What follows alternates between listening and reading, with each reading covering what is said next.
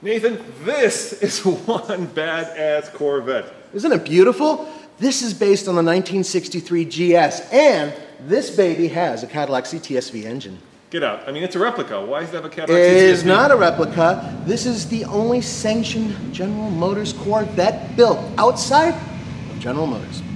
Now, that is cool. And that is coming up next on the Fast Lane Car.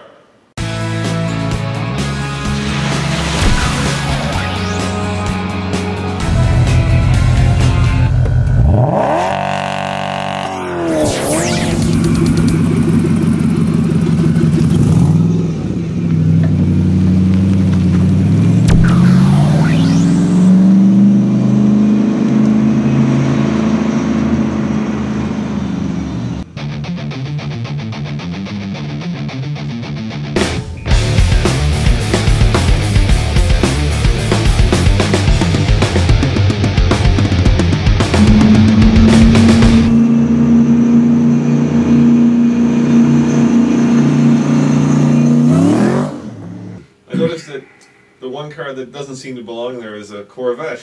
You've got all these Ford and Shelby products, and then there's a Corvette. So tell me about the new Corvette. Well, the Corvette is an exciting... I'm not saying it doesn't belong there, it just stands out. Yeah, the Corvette side, I do have some Chevy blood in me. I have always had it, and it's been really tough coming from, you know, a Chevy background and then doing Fords and only Fords and growing to love the Fords, you know, and appreciating everything that they accomplished. But there's always been that Grand Sport, you know, there was just something about it. It never really did a lot in racing because Chevrolet pulled the sponsorship on the car and it was just raced in private team. But it's always had a fondness. And I started in about 2000 approaching GM and different licensing companies to try and get a license. All along we knew we didn't want a replica or a kit car of the original car. Everything we build is licensed by the original manufacturers, so we wanted that too. And I just carried on with it. Eventually, just before all the problems happened in the economy, and well, right at the thick of it, I got a meeting with the licensing company for Chevrolet, and they said, we'll look at it. We've looked at your history. We've seen that you guys have built more than, at that stage, 3,500 cars. You've got a very good reputation. We've got CEOs and directors in Ford Motor Company, in Chevrolet, director of Lincoln Mercury, driving one of our super performances. So they realized the car's got an excellent name out there, and that we could do this properly. So we approached them, and the license came through. And we are in partnership with Duntop Motor Cars with the license, and so we got some exciting Grand Sports coming. There have been some delays in the manufacture and the completion of the first production cars, but it's all on schedule now, and we should get the first customer cars coming out in the beginning of next year. Lance, I feel like I'm back in the 60s. This is such an iconic shape. Oh yes, the Corvette Grand Sport. As I say, it just all around, you just walk around it and there's not a spot on it that just doesn't tell you that this is muscle. This is real muscle, this is all the steroids in the world, this is it, this is the real deal. The Corvette, when they started racing, was very heavy, and August Duntop, who was just an amazing man developing race cars for Chevrolet, knew that he had to lighten it, and he was so far ahead of his time. When he built the Grand Sport, everybody thinks it's just a regular Corvette that he did. He didn't. He built 5 of them. There's always been a myth that there's possibly a 6th one somewhere, but there were 5. It's basically a Corvette shape, but the body was incredibly light, incredibly thin. He didn't use the old box frame. He went with a round tube frame. Everything that was iron or steel on the original Corvette is aluminum or plastic on the Grand Sport. He took the weight from approximately 36, 37, 3,800 pounds all the way down to 2,000 pounds in the Grand Sport. And the car was incredibly light. And that's why it did so well when they did run it. So when we decided to recreate, we knew we had to do it correctly. We went to the world authorities on the car. Number one, we got the GM license, and that was the main thing. We are the only company that can build a car outside of Chevrolet and call it a Corvette. This is a license, it's a Corvette. When you buy it, it comes with a Corvette Grand Sport badges on it. We then also contacted racing icons. Robert Ash has restored 2 or 3 of the original Grand Sports and probably worked on the others too. And he had original blueprints, copies of them. He had tooling. He had made molds off one of the original Grand Sports. It's been a lifelong deal with Robert Ash doing the Grand Sports, and we managed to buy all that information from him.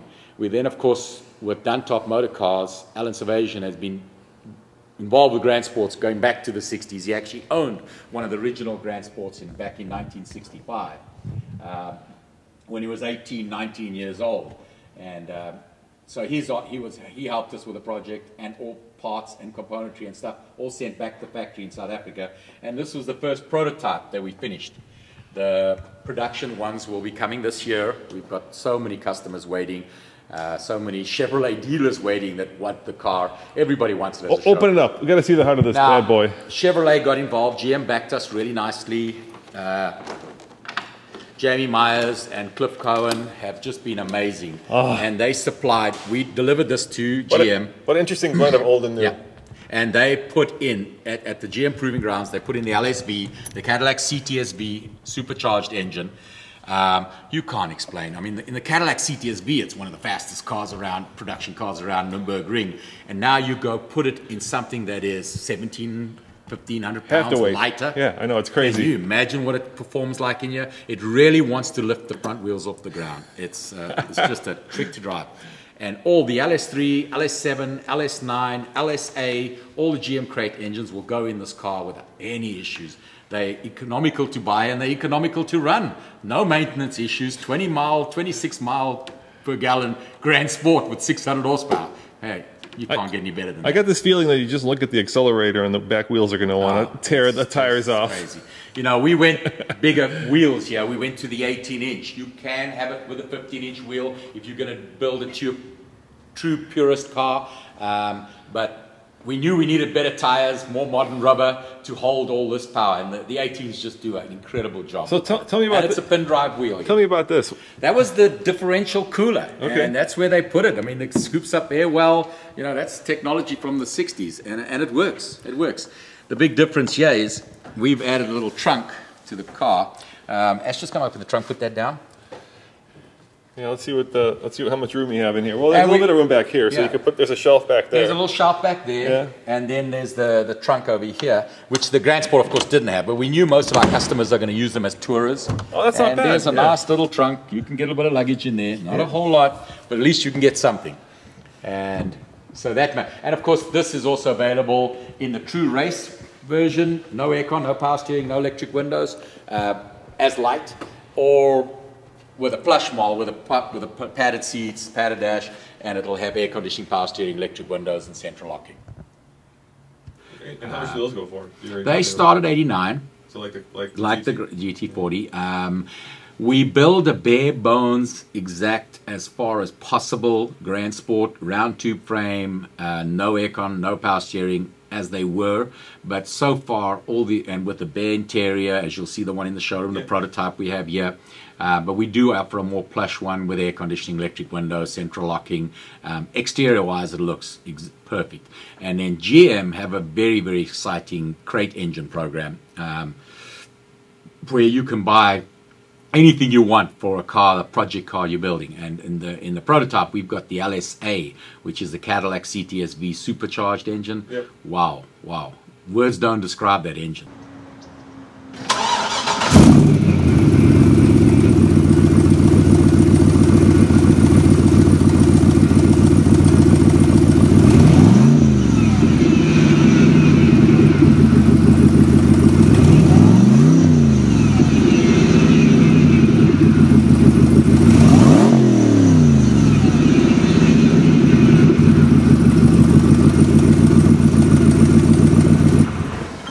That comes out of it. 560 horsepower. Yeah, that's what Chevrolet say. But when we put it on the dyno, we got 525 to the rear wheels. So it's making 600 horsepower at the flywheel. Yeah. And that car was finished at the factory, shipped over to the US.